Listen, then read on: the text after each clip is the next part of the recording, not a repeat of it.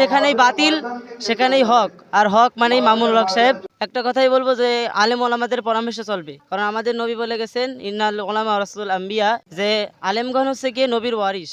আজ আমরা আসছি একটু ব্যতিক্রম একটি আয়োজন নিয়ে, সেটি হলো যে আমরা বর্তমান অবস্থান করছি খুলনার নবীনগরে গোবরচাকা এলাকায়, এবং আমার পিছনে ঠিক দেখতে পাচ্ছেন এখানে কিন্তু আর একটু পরেই ওয়াজ করবেন বর্তমান সময়ের খুবই জনপ্রিয় এবং নন্দিত আলেমে দিন, বিশেষ করে কারামুক্ত হয়ে খুলনায় যিনি সর্বপ্রথম আসতেছেন জনাব মামুনুল হক। আচ্ছা, আজ যে মামুনুল হক আসতেছে, আসলে আপনাদের পূর্ব প্রস্তুতি কেমন? হ্যাঁ, আলহামদুলিল্লাহ খুব ভালো। বেশ গত এক সপ্তাহ ধরে প্রস্তুতি চলতেছে এবং মানুষের ঢলও খুব ভালো হচ্ছে ইনশাআল্লাহ। আশা করা যায় খুব ভালো কিছু একটা হবে। দাওয়াতের যে ক্যাটাগরি চলতেছে ধারা ভালো কিছু হতে পারে বাংলাদেশের জন্য, মানুষের জন্য ভালো কিছু একটা আশা করা যাচ্ছে। এখানে উনি তো ইসলামের একজন ভালো নেতা হিসেবে দেখে সবাই।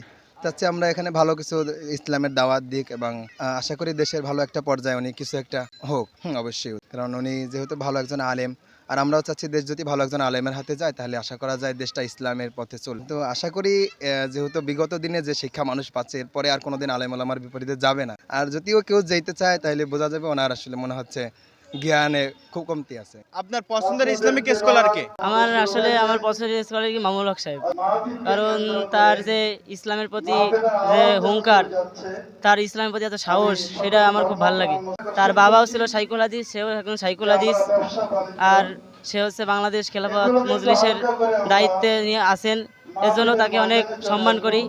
আর উনি আমাদের মাদ্রাসার, ওনার আব্বা সুজলা লগ্ন থেকে যে মাহফিলে আসতে ওনার আব্বাই আসতো, তারপরে উনি জেলে গেছিলো, ওনার ভাই আসছে, আবার উনি জেল থেকে ছাড়া পাইছে, আবারও সে আসছে। এই অনেক দিক থেকে ওনাকে আমার ভালো লাগে। ওনাকে একদম শুধুই আটকায় রাখছি, কারণ উনি ছিল যে ফ্যাসিস্ট, তার সবচেয়ে বড় শত্রু ছিল মামুনুল হক সাহেব।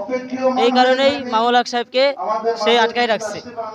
আর মামুনুল হক সাহেব তার বিরুদ্ধে অনেক কথা বলছেন, কারণ যেখানেই বাতিল সেখানেই হক, আর হক মানেই মামুনুল হক সাহেব।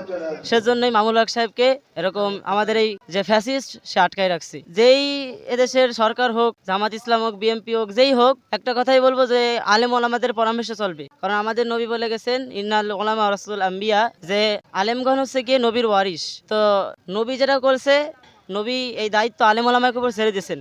সে যেই এদেশের সরকার হোক, তাকেই একটা কথা বলবো যে আলেম ওলামার পরামর্শ নিয়ে দেশ চালাবেন, আলেম ওলামার সাথে থাকবেন, এটাই আমার কথা।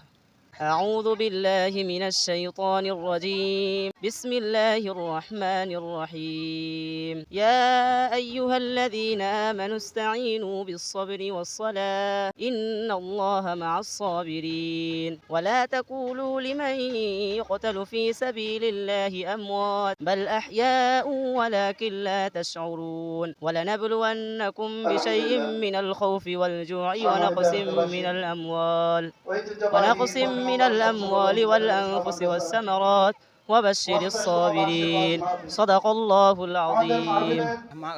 মামুনুল হক মানুষ চাই হলো ইসলামী রাষ্ট্র হোক, ইসলামী কায়েম হোক, মানুষ সৎভাবে চলুক ফিরুক, মানুষের মানে যেন পদ্মাশীল হয়।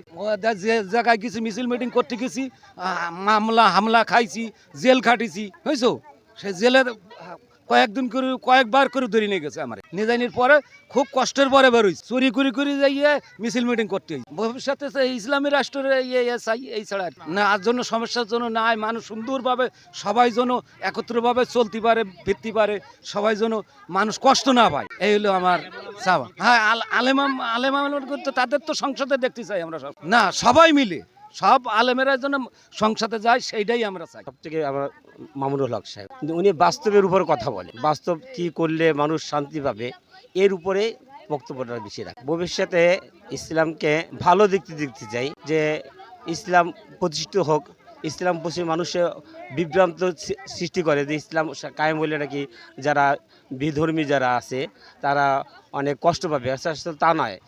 মদিনার সনদ যদি কায়েম করা হয় তো তারাও অনেক শান্তিতে পাবে। প্রত্যেক মানুষ তার ইতিহাস যদি ভুলে যায়, তাদের এই অবস্থা হয়েছে যে বিগত সরকারকে তারা ইতিহাস ভুলে গেছে, যে ইসলামকে যদি নাস্তানাবুদ করা হয় তা তাদের কি অবস্থা হবে, তাদের নাস্তানাবুদ হইতে হবে, এটা বাস্তব সে প্রমাণ পাওয়া গেছে। না, তারা যেন এর থেকে আরও ভালো করে, যেন ইসলামের উপরে যেন কোনো অত্যাচার অবিচার যেন না করে। যদি ইসলামের উপরে ক্ষতি করে তাহলে তাদের অবস্থা এরকম হবে। অনেক ভালো লাগতেছে, কারণ এই জায়গায় ইনি যত কথা বলবে সেটা তো নিশ্চয়ই কোরআনের কথা বলবে। এজন্য যদি কোনো মানুষ হেদায়েত পায়, আল্লাহ রাস্তায় যাবে। এজন্য কোরআনের রাষ্ট্র আস্তে আস্তে কায়েম হতে যাচ্ছে, এজন্য আর কি অনেক ভালো ফিলিংস। আমার মনে হয় পুরো মাঠ ভরে যাবে, রাস্তা বুকিং হয়ে যাবে, সেই হিসাবে হাজার হাজার মানুষ হবে।